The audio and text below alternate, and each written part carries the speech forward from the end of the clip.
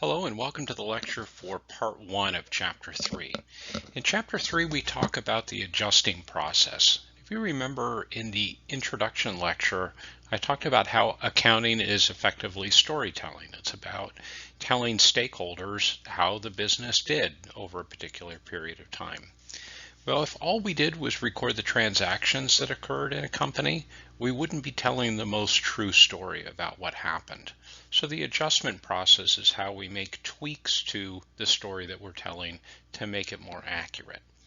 So in this part of the lecture, I'm going to talk about the adjusting process in general, and then I'm going to cover the first two types of adjusting journal entries, which are called deferrals, prepaid expenses, and unearned revenues. In the second part of the lecture for this chapter, I'll talk about accruals, which are accrued revenues and accrued expenses, and then I'll go over a summary of the adjustment process. Adjustments are basically the difference between accountants and bookkeepers. So in a company, bookkeepers will record transactions. So they'll process payroll, they'll enter bills from suppliers and pay them later, they'll invoice customers and record payments from customers that we receive. They'll have their hands on transactions. Accountants then will come in after that. They'll supervise that process, make sure it's done correctly, and then afterwards make these adjustments that I'll talk about as we go through here.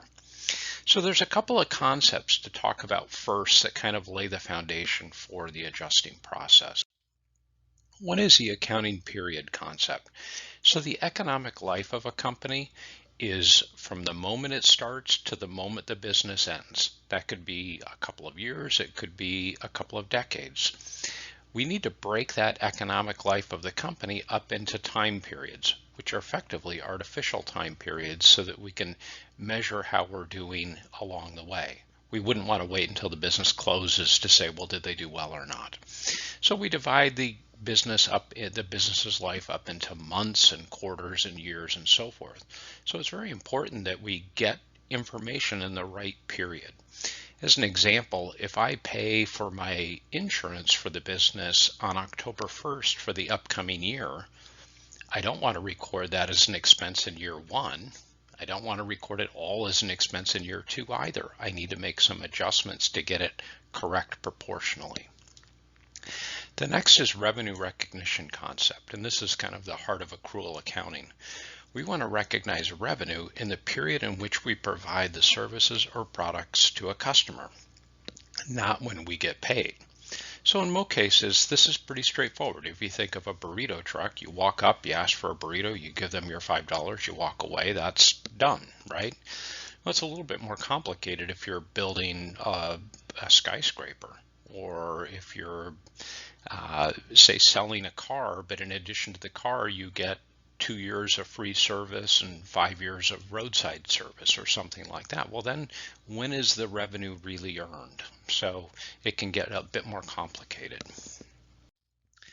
Next is the matching principle. That means that we want to match the expenses with the revenues to which they're related. And that again requires us to make some adjustments so we don't recognize expense in one period and then the revenue associated with it in another period. That'll distort our earnings. And then lastly, accrual versus cash. So these principles are what we refer to as accrual accounting. So recognizing revenue when we earn it, not when we get the money, and recognizing expenses when they're incurred, not when we pay them later. So the adjusting process is done after we do the unadjusted trial balance. So we record all the transactions, we post them to the general ledger, we print an unadjusted trial balance, we make sure there are no mistakes. If there are, we correct them and print another unadjusted trial balance, and we do that until we feel that it's correct, and then we make the adjustments. So why do we make the adjustments? We want to do those adjustments before we do the financial statements. So why do we make adjustments? Well, some expenses aren't recorded daily. So if I buy supplies for the upcoming year and I use those supplies every month during the year, well, I'm not recording the consumption of those supplies every day when I go to the supply closet and take some. So I need to make some adjustments along the way. Some revenues and expenses are recorded as time passes rather than as a separate transaction. So like I mentioned, paying for insurance in advance, which is very common, that is going to become an expense as time goes by. If I pay for 12 months of my upcoming insurance on October 1st, well, it's not an expense on October 1st because it relates to the upcoming 12 months. So as each month goes by, 1/12 of that amount becomes an expense. And then some revenues and expenses may be unrecorded. If you work for me and payroll is processed every 2 weeks, so payday is every 2 weeks, and maybe payday falls on January 2nd, well, standing on December 31st, you've worked for me for nearly 2 weeks and you've earned money and I've incurred an expense and I owe you money. Well, there's no transaction on December 31st that's going to cause that to be recorded in our accounting records. So we need to make what's called an accrual. We need to add it to our accounting records. So there are types of accounts that require adjustment. The first two we'll talk about are deferrals. And another word I like to think of for deferrals is delayed. So we're delaying the recognition of either an expense or a revenue until it's either incurred or recognized or earned. So in this case here, the cash is happening first and the action is happening later. So in this case here, a prepaid expense would be the advance payment of a future expense. So I pay my insurance on October 1st, it will become an expense in the future. Unearned revenues is similar.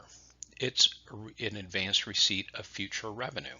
So if I pay the Seahawks $1,000 for a season ticket now, they're not earning that today. They're earning that in the upcoming season as they play games.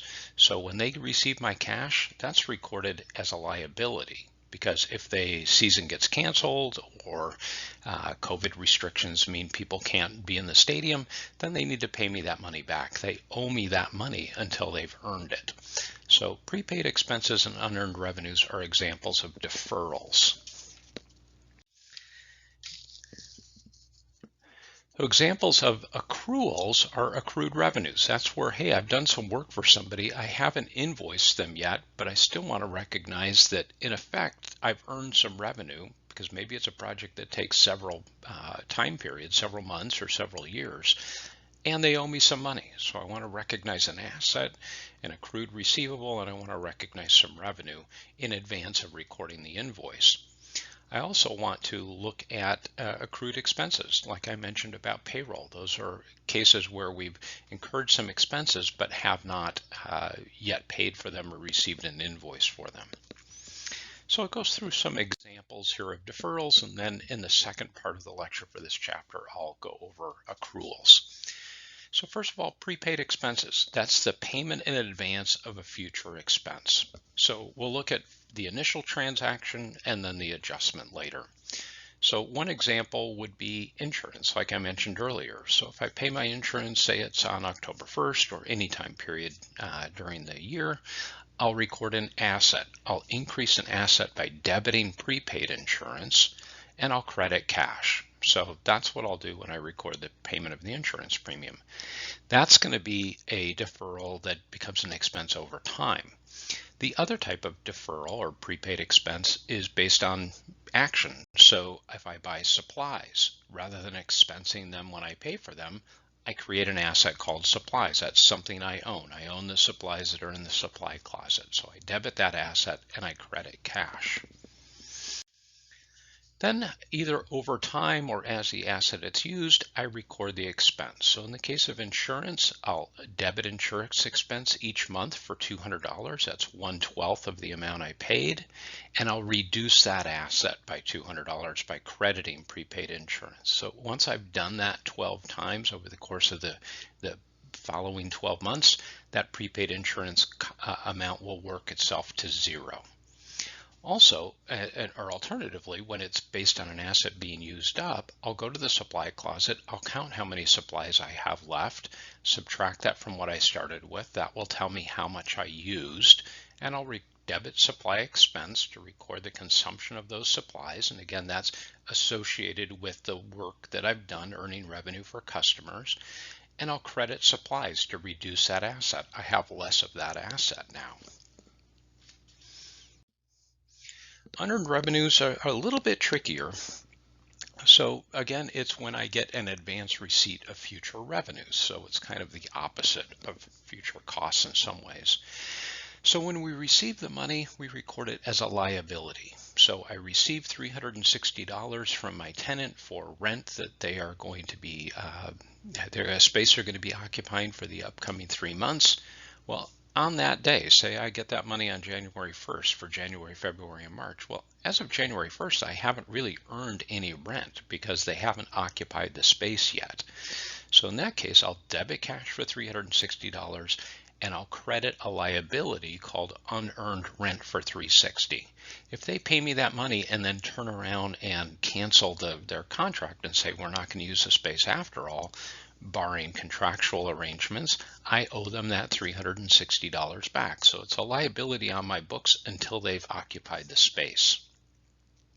I could also receive fees in advance for work I'm going to do. So maybe I get an upfront payment for some consulting work or something. In that case, I'll debit cash and I'll credit unearned fees. The difference between these two is the unearned rent is going to become earned rent over time. As time passes, unearned fees will become fees earned as I do the work.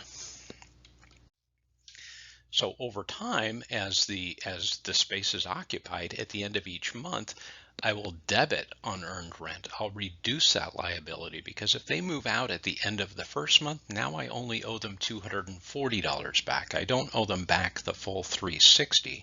So I'm reducing the liability that I owe them back if they move out. And I recognize 1 month of rent revenue. So I'm recognizing revenue as I earn it. Alternatively, on the second example there, I've now done some consulting work for that client.